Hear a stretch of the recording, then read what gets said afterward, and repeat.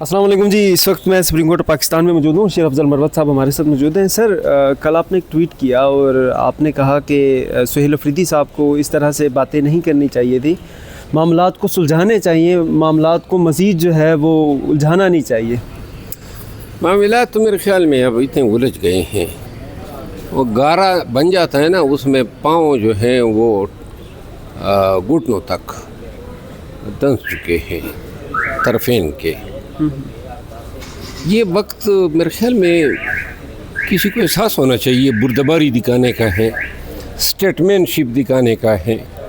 वफाकी वज़रा ने गलत काम किया जो बयान ना दिए इनके ख़िलाफ़। चलें समझ लें कि अस्करी अदारे के तर्जमान ने भी सही नहीं किया, लेकिन क्या ही बेहतर होता कि जवाब कुछ इस तरह से आता कि जिसमें ये कहते कि जनाब मैं रियासत के इदारे, रियासत वफाकी हुकूमत, इनके वज़रा, इन तमाम की इस ज़बान और इनके इल्ज़ामात के जवाब में सिर्फ़ इतना कहता हूँ कि अल्लाह इस मुल्क को शाद रखे। खान साहब, जब हमारा मैंडेट चोरी हुआ ना, मुझे एक बात याद आ गई। तो इसके बाद जो है 9 फरवरी वो दिन था जिस दिन PTI ने निकलना था, और ये फ़ैसला भी हो गया था कि निकलना है पूरे कौम ने, लेकिन एक मकरू शख्सियत की वजह से, कभी नाम बताऊंगा, PTI वो एहतजाज न कर सकी। सर, इशारा तो दे दें उस शख्सियत। बस वो एक मकरू शख्सियत है।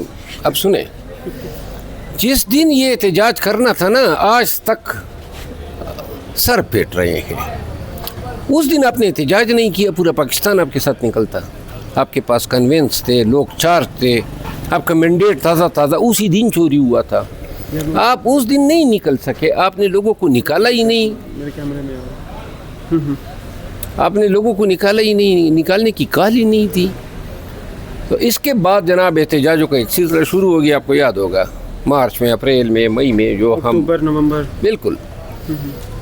तो इस दौरान खान साहब के साथ एक मुलाकात में मैंने वैसी ही एक बात कही। मैंने कहा, खान साहब, अगर आपकी तरफ से ये एक बयान चला जाए कि ये जो कुछ हमारे साथ हुआ, चाहे वो 9 मई हो, चाहे मैंडेट की चोरी हो, बस मैंने कहा आप एक आई खान बन चुके हैं। आपको अपनी अक्सरियत दिखाने के लिए जलसे जुलूस की ज़रूरत नहीं है, आपकी बात ही काफ़ी है। तो मैंने कहा, अगर आप सिर्फ़ एक फ़िक्रा कह दें कि जो कुछ, जितना कुछ हमारे साथ हुआ वो सब कुछ मुल्क के मफाद में मैंने माफ़ कर दिया, मैं भूल गया हूँ, मुल्क के मफाद में, मुल्क के मफाद में, पाकिस्तान के मफाद में।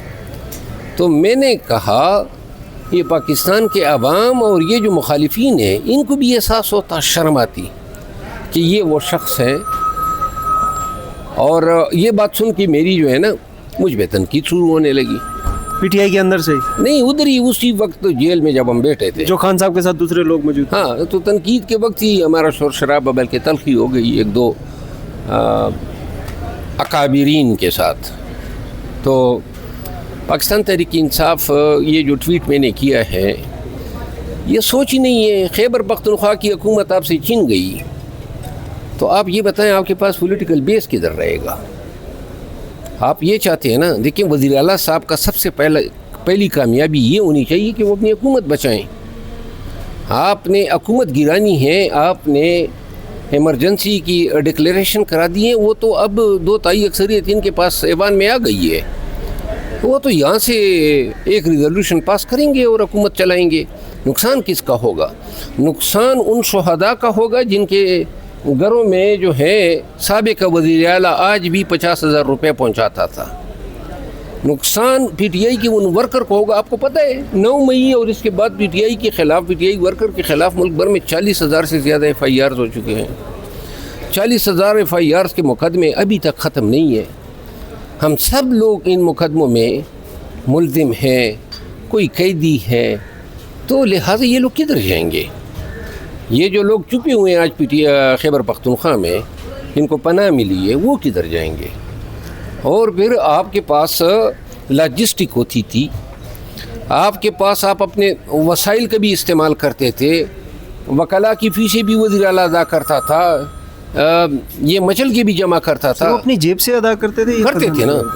حتیٰ کہ میں ایک بات ببانگ دہل کہتا ہوں، خان کا کوئی رشتہ دار کہہ دے، پارٹی کا کوئی ایک افسر یہ کہہ دے، آج میں چیلنج کر کے کہتا ہوں کہ پاکستان تحریک انصاف کی جو وکلاء کی فیسیں ہیں وہ کسی ایک آدمی آ کے سامنے آ کے کہہ دے کہ ہم نے ادا کیے، یہ ساری فیسیں علی امین گنڈاپور ادا کرتے تھے۔ سر انہوں نے ذاتی جیب سے کیے ہیں یا خزانے سے؟ کون سے خزانے سے؟ حکومت کے خزانے سے، صوبائی حکومت کے؟ صوبائی حکومت کا خزانے کے لیے فیسیں کے لیے تو کوئی فنڈ نہیں ہے، کوئی مد نہیں ہے، کوئی ہیڈ نہیں ہے، یہ سارے پیسے اور یہ جلسے جلوس، یہ اب دیکھتے ہیں نا، دیکھیں آپ یہ ساری چیزیں لوز کریں گے، آپ کے پاس وسائل نہیں رہیں گے، آپ کے پاس لاجسٹک نہیں ہوگا، آپ کو بیس نہیں ہوگی، آپ کے پاس میں یہ سمجھتا ہوں آپ وہ جو سیاسی دائرہ ہے جو تھوڑا بہت آپ کا حصہ ہے اس سے بھی آپ نکل جائیں گے۔ سر مشورہ کیا دیں گے؟ دیکھیے میں کیسے ان چیزوں سے نکل سکتے ہیں؟ کیوں لوگ نہیں تو اگر یہ غلط کر رہے ہیں، اشتہار دلا رہے ہیں، وہ آپ کو ملنے نہیں دے رہے ہیں اور آپ کہتے ہیں میری شرط ہے کہ میں ملوں گا اور خان کے ساتھ تو تبھی حکومت بناؤں گا، جب آپ حکومت نہیں بنائیں گے یعنی کابینہ نہیں بنائیں گے۔ مصطفیٰ امپیکس کیس میں سپریم کورٹ نے قرار دیا ہے کہ وزیر اعظم نام کی کوئی چیز حکومت نہیں ہوتی ہے۔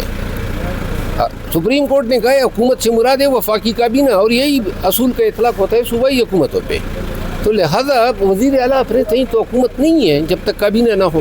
آپ 4-5 لوگوں کی کابینہ تو بنا دینا، جو ان لوگوں کی جو آپ کو پتہ ہے کہ کسی بھی شک سے یا کسی بھی تنازع سے پاک ہے، تاکہ آپ یہ کنسٹیٹیوشنل ریکوائرمنٹ کو میٹ کر سکیں۔ آرٹیکل 234 یہی تو کہتا ہے کہ جہاں کنسٹیٹیوشنل بریک ڈاؤن ہوگا، اب صوبے میں حکومت نہ ہو، انتظامی معاملات کون چلائے گا؟ کوئی سیکٹری کوئی آرڈر نہیں کر سکتا ہے، کوئی فنڈ ایلوکیشن نہیں ہو سکتی ہے، کوئی فیصلہ نہیں ہو سکتا ہے، ہر فیصلے پہ کابینہ نے مہر لگانی ہے۔ تو لہذا عملی طور پہ کہ خیبر پختونخوا میں کوئی حکومت نہیں ہے، اور وزیر اعلیٰ صاحب جو ہیں وہ میرا خیال ہے، میرا مشورہ ہے، بیرسٹر گور صاحب نے بھی کہا تھا کہ ایک مختصر ہی کابینہ بنائیں گے، کیونکہ آئین کا یہ آئینی ذمہ داری ہے، اس کو پوری کرنی ہے، اور اگر نہیں کریں گے 13 دن ہو گئے ہیں حلف لیے ہوئے، اور 10 دن تک تو آدمی کہہ سکتا ہے کہ چلے جی مشاورت کرنی ہے، یہ وہ ہے، آپ ایک شارٹ سی کابینہ بنا دیں تاکہ کم از کم حکومت کو کیوں موقع ملے کہ وہ آرٹیکل 234 لگا دیں، اور جس کے تحت ایمرجنسی پر کلیم کر کے صوبے میں حکومت کو چلتا کر دیں، اور پھر آپ لاک عدالت میں جائیں۔ یہی اثر ہوگا جو خان کے کیسز کا ہے۔ سر پی ٹی آئی میں واپسی کے لیے کس نے کوئی رابطہ کیا، کوئی موڈ ہے آپ کو؟ ان عادتوں کے ساتھ، اس زبان کے ساتھ اور اس سوچ کے ساتھ جو میری ہیں اور جو ناقابل تغیر ہے، تو میرا خیال ہے نہ مجھے ضرورت ہے نہ ان کو ضرورت ہے۔ اچھا سر، یہ بتائیے گا کہ یہ جو ابھی